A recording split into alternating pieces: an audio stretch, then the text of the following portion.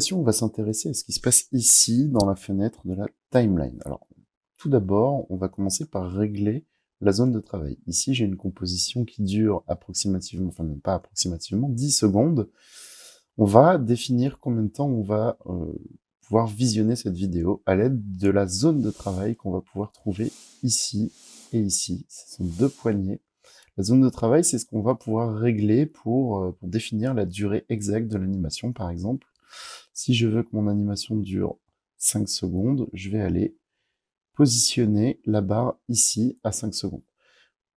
Au niveau des calques, ça va être un petit peu la même chose. Si je reprends mon calque typo de tout à l'heure, donc celui-là, hein, si je l'efface, il est ici, je vais pouvoir faire la même chose, définir une durée à mon calque. Je vais pouvoir définir une durée à chacun des calques. Tout simplement en bougeant les poignets, en définissant la durée de mon calque. On voit qu'ici, ma timeline est sur 5 secondes. J'ai donc le bloc ici qui est plus court. On peut voir que au début de l'animation, mon calque est visible. À la fin, il ne l'est plus. Le bloc ne va pas jusque-là. Je peux à tout moment décider de rallonger le bloc sans aucun problème. Donc, pour animer, on va devoir rentrer dans les menus ici de chacun des calques. Alors, on peut voir qu'avec ce calque typo, si j'ouvre ici le menu, j'ai un premier menu transformé que je peux ouvrir également. Je vais avoir les 5 principaux paramètres d'After Effects disponibles pour l'animation. Comment ça va fonctionner? On peut voir que à côté de chacune des positions, pourvu que j'ai activé le bon menu, j'ai la valeur en pixels du positionnement de mon élément. Par exemple, ici 981, je peux tout à fait augmenter la valeur. On peut voir que ça va se mettre à jour directement dans le visualiseur et inversement. Il en est ainsi pour tous les paramètres qui sont disponibles directement dans la timeline. Ici, on a la rotation.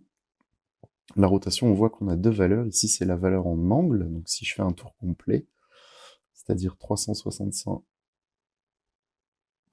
degrés, pardon, on peut voir que la deuxième valeur, la première valeur se met à 1, c'est-à-dire que j'ai fait faire un tour complet à mon élément.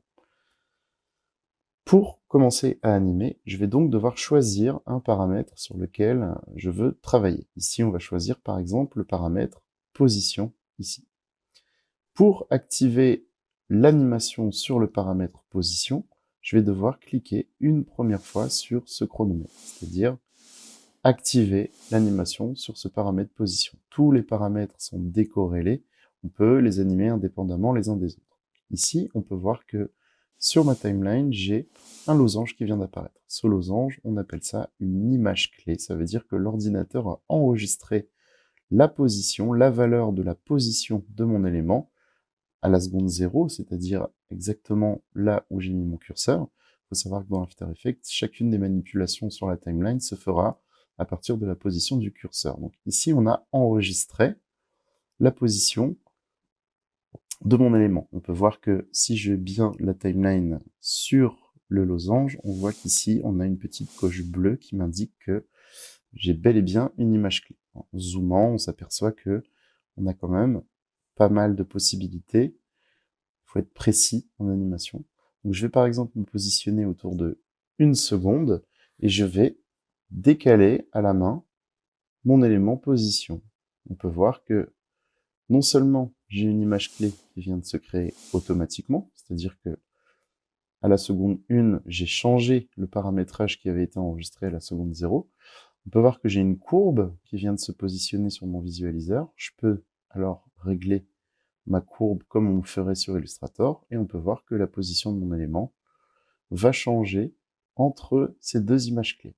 Si je trouve que l'animation est trop lente, je peux tout à fait décaler ce point-là plus proche du 0 pour avoir une animation plus rapide. Une image clé, c'est extrêmement simple à utiliser, ça se copie-colle. Si par exemple je veux faire un aller-retour, je copie-colle la première image clé ici, et je vais à ce moment-là avoir une position d'aller-retour. Si je la trouve trop rapide, je peux tout à fait décaler, et j'aurai une animation beaucoup plus lente. C'est pareil pour le bloc, si je veux décider de commencer mon animation sur ce calque plus tard, j'ai qu'à décaler le bloc. À ce moment-là, je vais me rendre compte qu'on a une animation qui commence un petit peu plus tard. Pour pouvoir visualiser à vitesse réelle, je vais tout simplement appuyer sur Espace. Je reviens à 0. On va voir comment ça se passe pour les autres paramètres. Ça va être la même chose. Toujours activer le chronomètre qui va du coup se mettre en bleu. On a une première image clé sur la timeline. Je vais plus loin. Je peux changer la valeur directement ici si ça m'arrange. Je peux même déformer. Je peux vraiment faire à peu près tout ce que je veux. Et si je reviens ici, je vais copier-coller l'image clé. On va donc avoir une animation de déformation. À la même façon, en rotation, je vais faire une première image clé que je vais laisser volontairement à 0, 0. Si je vais à 1 seconde, je vais à ce moment-là augmenter la valeur jusqu'à un tour complet, soit 360. Je peux directement taper 360 et on va voir que ça va automatiquement se positionner en un tour complet dans mon animation. Je vais donc avoir un tour complet autour de l'œillet qui a été défini comme central au départ. Je peux toujours bouger le centre de gravité au fur et à mesure de mon travail. L'opacité, ça va être exactement pareil. Je vais faire une première image clé, je vais aller plus loin, je vais la mettre à 50% par exemple. On peut voir que ma typographie est grise. Si je reviens ici et que je remets à 100%, à ce moment-là, on va avoir une animation comme ceci.